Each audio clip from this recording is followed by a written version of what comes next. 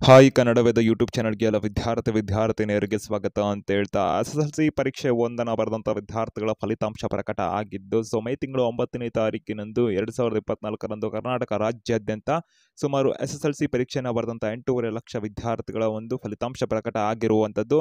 ಈ ಒಂದು ರಿಸಲ್ಟ್ ಈ ಬಾರಿ ಒಂದು ಕಡಿಮೆ ಒಂದು ಇಳಿಕೆ ಆಗಿದೆ ಅಂತ ಹೇಳಬಹುದಾಗಿದ್ದು, ರಿಸಲ್ಟ್ನಲ್ಲಿ ಕುಸಿತ ಕಂಡಿರುವಂಥದ್ದು. ಈ ಒಂದು ರಿಸಲ್ಟ್ನಲ್ಲಿ 73% ಅಷ್ಟು ವಿದ್ಯಾರ್ಥಿಗಳು ಮಾತ್ರ ಉತ್ತೀರ್ಣ ಆಗಿರುವಂಥದ್ದು, ಪಾಸ್ ಆಗಿರುವಂಥದ್ದು. ಇನ್ನು ಕೆಲ ವಿದ್ಯಾರ್ಥಿಗಳಿಗೆ NC ಅಂತ ಬಂದಿರುವಂಥದ್ದು ಅವರ ರಿಸಲ್ಟ್ಗಳಲ್ಲಿ. ಸಾಕಷ್ಟು ವಿದ್ಯಾರ್ಥಿಗಳಿಗೆ ಪೋಷಕರುಗಳಲ್ಲೂ ಕೂಡ ಒಂದು ಡೌಟ್ ಇದೆ, NC ಅಂತ ಬಂದಿದೆ ಏನಾಗಿದ್ರೆ, ನಾವು ಪಾಸ್ ಆಗಿದ್ದೀವಾ ಫೇಲ್ ಆಗಿದ್ದೀವಾ ಅಂತ ವಿದ್ಯಾರ್ಥಿಗಳು ಡೌಟಲ್ಲಿ ಇರುವಂಥದ್ದು. NC ಅಂತ ಬಂದಿದ್ರೆ ನಾವು ಪಾಸಾ ಅಥವಾ ಫೇಲಾ, ಏನು ಇದು ರಿಸಲ್ಟ್ನಲ್ಲಿ ಈ ಥರ ಕೊಟ್ಟಿದ್ದಾರಲ್ಲ, ಪಾಸು ಫೇಲ್ ಅಂತ ಕೊಡ್ತಾರೆ, ಜೊತೆಗೆ NC ಅಂತಲೂ ಕೂಡ ಆ್ಯಡ್ ಆಗಿದೆಯಲ್ಲ. ಈಗ ಏನು ಮಾಡಬೇಕಾಗಿದೆ ನಾವು, ಮತ್ತೆ ಪರೀಕ್ಷೆನ ಕಟ್ಟಬೇಕಾ ನಾವಾಗಿದ್ರೆ, ನಾವೆಲ್ಲ ಈಗ ಮುಂದೆ ಏನು ಮಾಡಬೇಕಾಗಿದೆ, ಈ ಒಂದು ಪ್ರಶ್ನೆಗಳು ವಿದ್ಯಾರ್ಥಿಗಳ ಕಡೆಯಿಂದ ಇನ್ಸ್ಟಾಗ್ರಾಮ್ನಲ್ಲಿ ಹೆಚ್ಚಿಗೆ ಬರ್ತಾ ಇತ್ತು, ಕಮೆಂಟಲ್ಲಿ ಕೂಡ ಕೇಳ್ತಾ ಇದ್ರಿ. NC ಅಂತ ಬಂದಿದೆ ನಮ್ಮ ರಿಸಲ್ಟಲ್ಲಿ, ನಾವು ಪಾಸಾ ಫೇಲಾ ಮತ್ತು ಎಕ್ಸಾಮ್ 2 ಅಂತ ಏನಿದೆಯಲ್ಲ ಅದನ್ನು ಕಟ್ಟಬೇಕಾ ಅಥವಾ ಇಲ್ವಾ ಅಂತ ಎಲ್ಲ ಕೇಳ್ತಾ ಇದ್ರಿ. ಇದ್ರ ಸಂಬಂಧಪಟ್ಟಂತೆ ಈ ವಿಡಿಯೋದಲ್ಲಿ ನಿಮಗೆ ಕ್ಲಾರಿಟಿನ ಕೊಡ್ತಾ ಇರುವಂಥದ್ದು. NC ಅಂತ ಬಂದಿದ್ರೆ ಆ ವಿದ್ಯಾರ್ಥಿಗಳು ಏನು ಮಾಡಬೇಕು, ಅದು ಪಾಸಾ ಫೇಲಾ, ಇತರೆ ಸಂಪೂರ್ಣ ಮಾಹಿತಿ ವಿಡಿಯೋದಲ್ಲಿ ನಿಮಗೆ ಸಿಗುತ್ತೆ. ಹೆಚ್ಚಿಗೆ ಎಜುಕೇಷನ್ ಅಪ್ಡೇಟ್ಸ್ ಇನ್ಫಾರ್ಮೇಷನ್ ಮಾಹಿತಿಗಾಗಿ ಕನ್ನಡ ವೇದ ಯೂಟ್ಯೂಬ್ ಚಾನಲ್ಗೆ ನೀವಿನ್ನ ಸಬ್ಸ್ಕ್ರೈಬ್ ಆಗಿಲ್ಲ ಅಂದ್ರೆ ಆಗಿ ಬೆಲ್ ಐಕಾನ್ ಕ್ಲಿಕ್ ಮಾಡಿ, ನಿಮ್ಮ ಸ್ನೇಹಿತರಿಗೆ ಮರೀದೆ ವಿಡಿಯೋ ಶೇರ್ ಮಾಡಿ, ಅವರಿಗೆ ಮಾಹಿತಿಯನ್ನು ತಲುಪಿಸಿ ಅಂತ ಹೇಳ್ತಾ ವಿಡಿಯೋ ಕಡೆಗೆ ಬರೋಣ. ವಿದ್ಯಾರ್ಥಿಗಳೇ, ಕರ್ನಾಟಕ ರಾಜ್ಯದಲ್ಲಿ ನಡೆದಂಥ SSLC ಪರೀಕ್ಷೆ 2023-24ನೇ ಸಾಲಿನಲ್ಲಿ ಮಾರ್ಚ್ 25ರಿಂದ ಏಪ್ರಿಲ್ 6ನೇ ತಾರೀಕು ತನಕ ನಡೆಸಲಾಗಿದ್ದು, ವಿದ್ಯಾರ್ಥಿಗಳಿಗೆ ರಿಸಲ್ಟನ್ನು ಮೇ 9ರಂದು ಪ್ರಕಟ ಮಾಡಿದ್ರು. ಈ ಬಾರಿ ಕರ್ನಾಟಕ ಶಾಲಾ ಪರೀಕ್ಷೆ ಮತ್ತು ಮೌಲ್ಯ ನಿರ್ಣಯ ಮಂಡಳಿ ಕಡೆಯಿಂದ ಏನು ಮಾಹಿತಿನ ಕೊಟ್ಟಿದ್ರು ಅಂದರೆ, 3 ಬಾರಿ ವಾರ್ಷಿಕ ಪರೀಕ್ಷೆಗೆ ಅವಕಾಶ ಕೊಡ್ತೀವಿ ಅಂತ ಮಾಹಿತಿನ ಕೊಟ್ಟಿದ್ರು.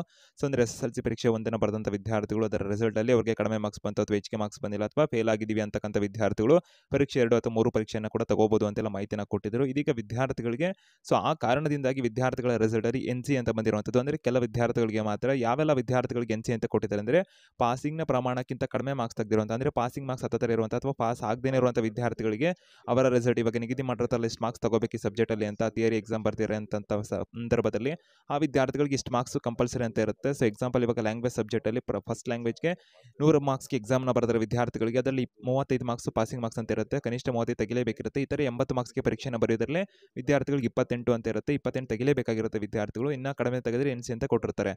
ಎಲ್ಲ ಪಾಸ್ ಆಗಿರೋ ವಿದ್ಯಾರ್ಥಿಗಳಿಗೆ 1ರಲ್ಲಿ 24 ಕೊಟ್ಬಿಟ್ಟು ಪಾಸ್ ಅಂತ ಮಾಡಿರ್ತಾರೆ. ಹೀಗಾಗಿ ವಿದ್ಯಾರ್ಥಿಗಳಿಗೆ ಬರ್ತಿರೋ ಪ್ರಶ್ನೆ NC ಅಂತ ಬಂದಿರೋದೇನೆಂದರೆ, ಕನಿಷ್ಠ ಪಾಸಿಂಗ್ ಮಾರ್ಕ್ಸನ್ನು ತೆಗೆದಿರುವಂಥ ವಿದ್ಯಾರ್ಥಿಗಳಿಗೆ NC ಅಂತ ಕೊಟ್ಟಿದ್ದಾರೆ. ಫೇಲ್ ಅಂತಲೇ ಕೊಡಬಹುದಿತ್ತಲ್ಲ ಅಂತ ಹೇಳಿದ್ರೆ ವಿದ್ಯಾರ್ಥಿಗಳಿಗೆ, ಅವರು 3 ಬಾರಿ ಪರೀಕ್ಷೆಗೆ ಅವಕಾಶ ಕೊಡ್ತೀವಿ ಅಂತ ಹೇಳಿರೋದ್ರಿಂದ NC ನಾಟ್ ಕಂಪ್ಲೀಟೆಡ್ ಅಂತ ಕರೀತಾರೆ ವಿದ್ಯಾರ್ಥಿಗಳಿದ್ದನ್ನು. ಆ ಕಾರಣದಿಂದ NC ಅಂತ ನಿಮ್ಮ ರಿಸಲ್ಟಲ್ಲಿ ಕೊಟ್ಟಿದ್ದಾರೆ. ಅಂದರೆ ಇವರು ಇನ್ನೂ ಕಂಪ್ಲೀಟ್ ಮಾಡಿಲ್ಲ ಅಂತ ಈ ಒಂದು ರಿಸಲ್ಟನ್ನು, ಅಂದರೆ ಪಾಸ್ ಆಗಿಲ್ಲ ಅನ್ನೋ ಕಾರಣದಿಂದಾಗಿ NC ಅಂತ ಕೊಟ್ಟಿದ್ದಾರೆ. ವಿದ್ಯಾರ್ಥಿಗಳು ಯಾವುದೇ ರೀತಿ ಫೇಲ್ ಅನ್ನೋ ಮನೋಭಾವ ಬರಬಾರ್ದು ಅನ್ನೋ ಕಾರಣಕ್ಕೆ NC ಅಂತ ಕೊಟ್ಟಿರುವಂಥದ್ದು. ಹಾಗಾಗಿ ವಿದ್ಯಾರ್ಥಿಗಳಿಗೆ ರಿಸಲ್ಟ್ನಲ್ಲಿ NC ಅಂತ ಬಂದಿರೋದ್ರಿಂದ ಈ ಒಂದು ವಿದ್ಯಾರ್ಥಿಗಳು ನಾಟ್ ಕಂಪ್ಲೀಟೆಡ್ ಅಂತ ಇರುತ್ತೆ.